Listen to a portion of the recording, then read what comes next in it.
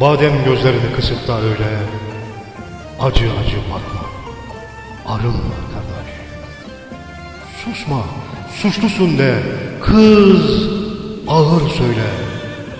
Ne cevabı ne de sorun var kardeş.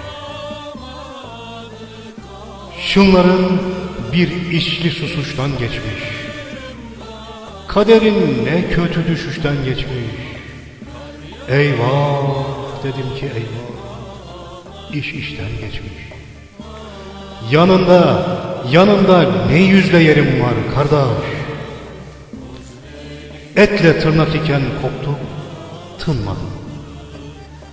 Küçücük bir acı duyup yanmadım. Adını ta o günden beri anmadım. Belli belleğinden zorum var kardeş.